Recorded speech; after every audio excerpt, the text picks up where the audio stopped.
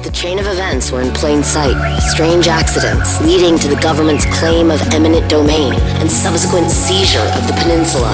The evacuation of 100,000 people and the attempt and abject failure at containing the rumors that spread like wildfire. 10. It was hours before Arthur came to extract us. 9. Some zone secrets are best left secret. 8. 7. I don't even look up at the sky anymore. 6. Was she a myth, martyr, or monster? 5. Nothing had more potential than limb technology. 4. And look what it did to the Olympic Peninsula. 3. 2. 1. I have the distinct honor to introduce to you the American people. A new scientific frontier where the raw power, the potential is limitless. On this day, we welcome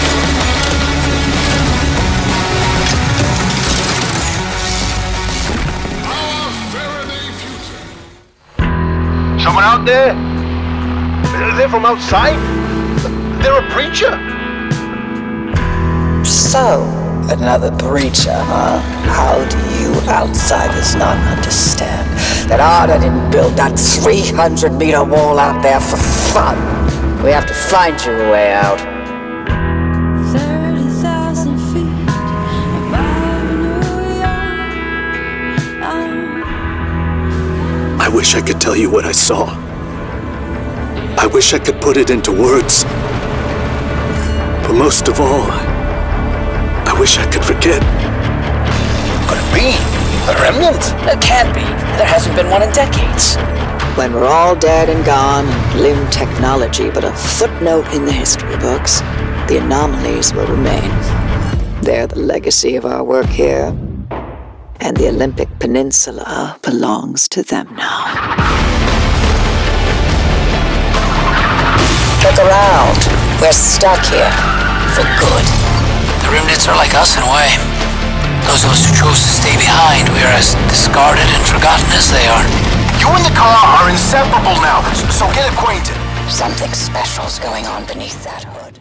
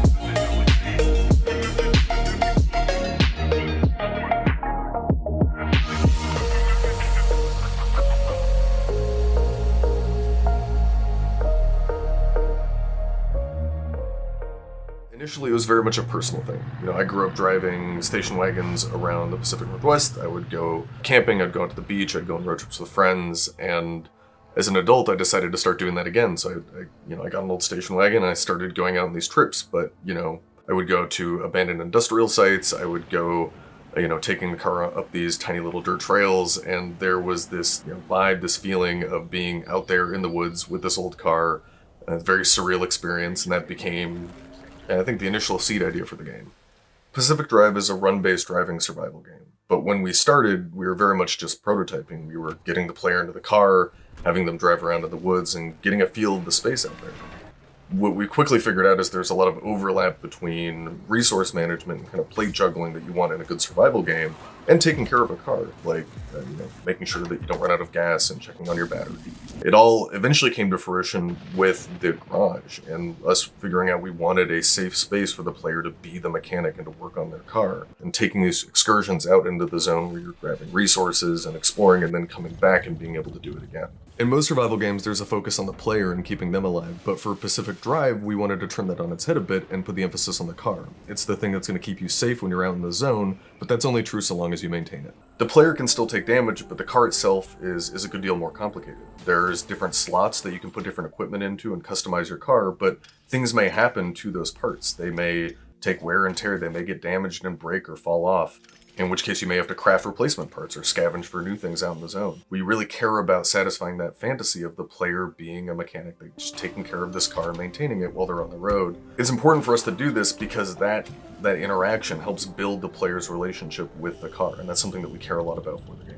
So the zone is a pretty isolating and lonely place. When you're out on the road, your car is your only real travel companion, and we wanted to make sure that players had the ability to build a personal connection with the car that is special to them.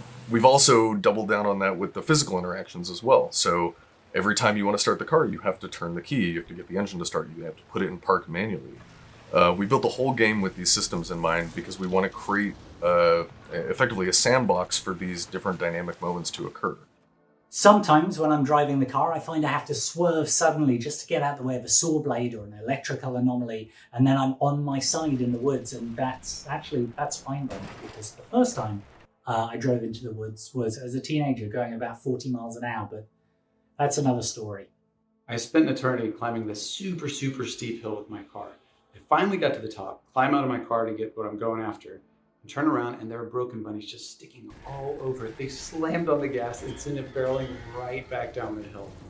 There was a time that I came around a corner and drifted too hard onto a cliff and rolled straight down the cliff and actually ran into a group of abductors, and one of them pulled me straight into the gateway, and I made a safe exit from there even though the storm was closing in.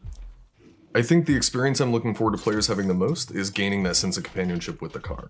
Sitting in the garage, looking at it, seeing all of these stories that have happened, the crazy escapes, the last-minute repair jobs, and really to feel like it's their car. I think that's going to be something really special.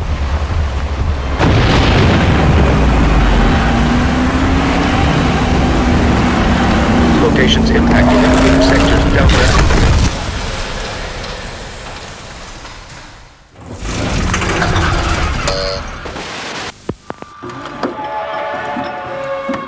Field Research Training Module 1. While conducting your field research out in the Olympic Exclusion Zone, you may find conditions unkind to your personal transport unit. Steel and rubber in particular are extremely susceptible to zone conditions. In your toolkit, you have access to the basic equipment you need to maintain your transport.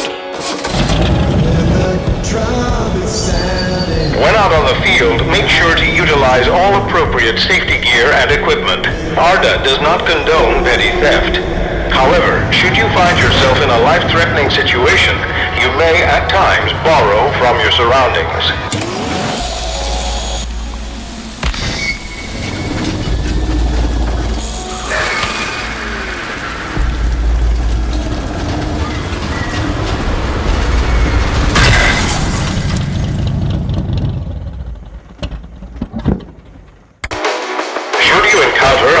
Phenomena out in the wilderness, remember the 3 safety steps.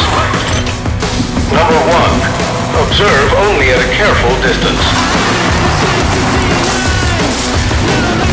Approach only at your own risk.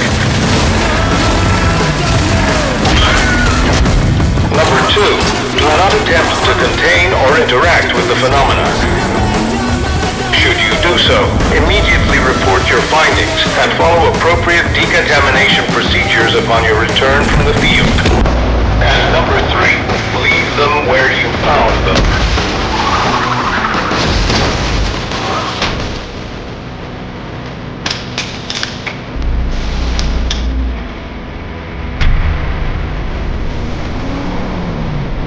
Above all, do not forget the most important critical rule. do not get caught out in the instability.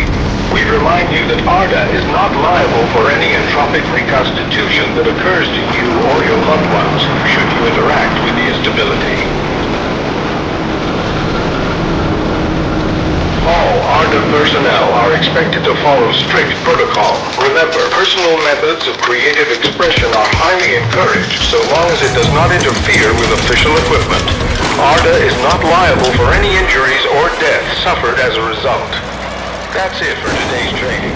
Happy trails and good luck. On government property, evacuate immediately. Alert, alert. You are within the bounds of the Olympic Exclusion Zone. If you can hear this message, you are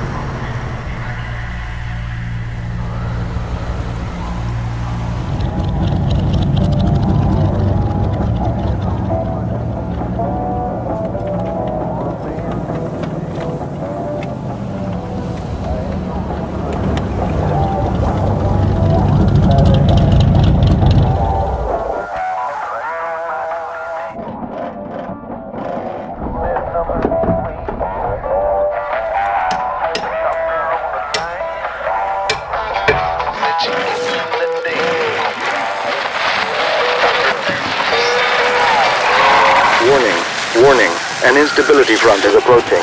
Take immediate shelter in a stabilized area. Locations impacted include sectors Delta and Echo.